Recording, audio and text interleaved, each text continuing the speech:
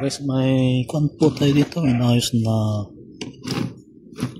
welding butter welding machine. Ang problema nito ay laging pumuputok yung MOSFET po niya. Ito, MOSFET.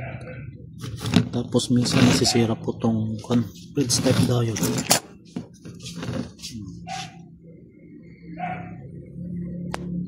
Step tayo.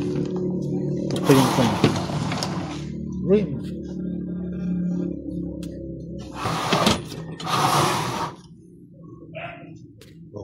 Overtime.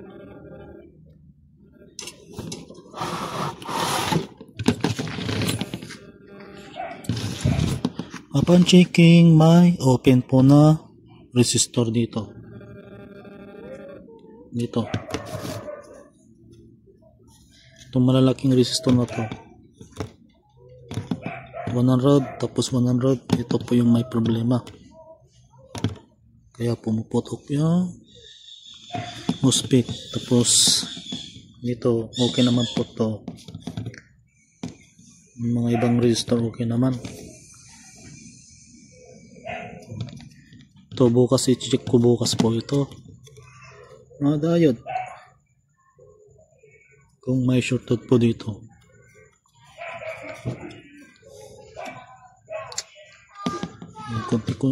Continue ko na lang bukas, ang gabi na po kasi.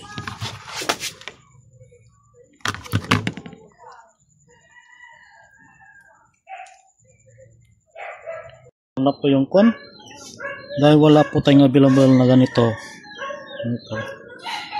Ang 100 pala ay 10 ohms. 10 ohms po yung kon 100.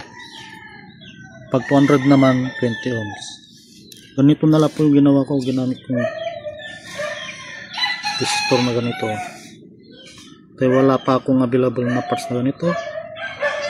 Ito na lang muna ginamit. 10 ohms, 10 ohms, 10 ohms, 10 ohms.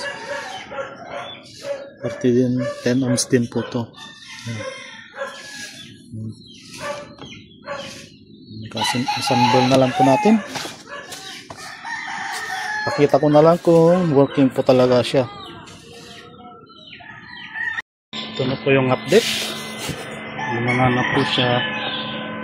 At i-switch natin sa MMA. Yan. Tapos gumamit tayo ng LED na may 1K kasi sa 1K.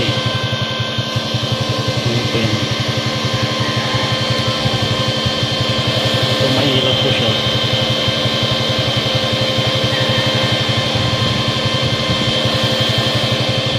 Baliktad din pa natin, may ilaw pa rin siya.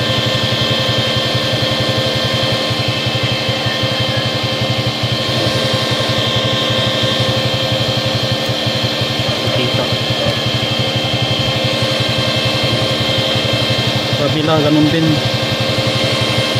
mahirap po siya. Next,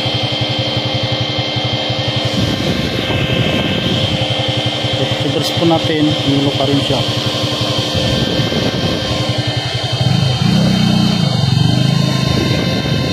Ngayon pwede na po natin nilagay yung MOSFET ay yung IBT MOSFET. Patayin na natin, saka i-assemble po na natin. Pagkita ko na lang kung working na po siya.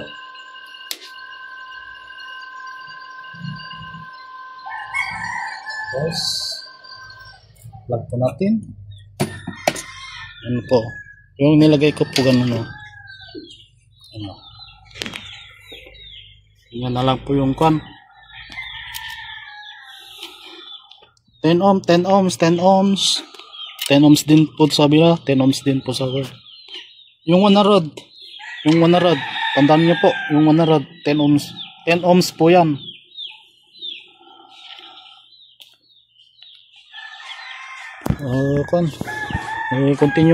Continue natin mamaya. Assembling ko muna ito, then try po natin. Hello guys, sinatakan ko ng ibang IGBT. Ito yung una, laging pumuputok.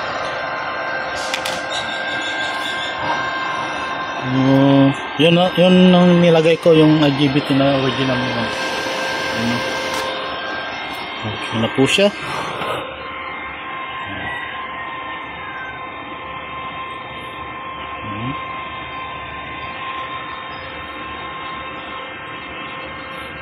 Natin. Dati pag nililipan mo pumuputok na po. 52. Yan po 52 volts.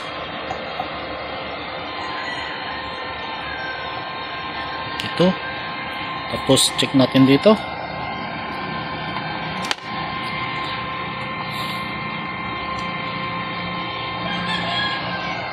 Oh, 56. 52 doon. 56 dito.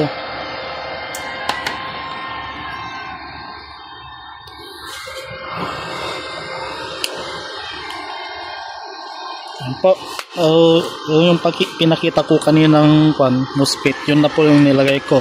Ito po yung number po niya. Pero bumibigay pa rin. Means itong PK po ito. 8 nga yung bumigay oh. Nilagyan ko ng 60 ampere na MOSFET IGBT. Working na po siya.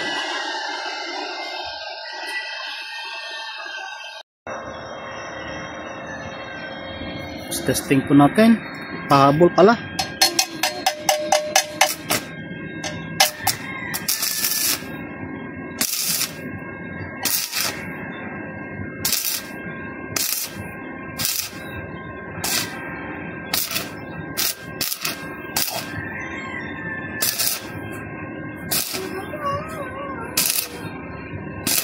Okay na po. That's it. Thank you for watching.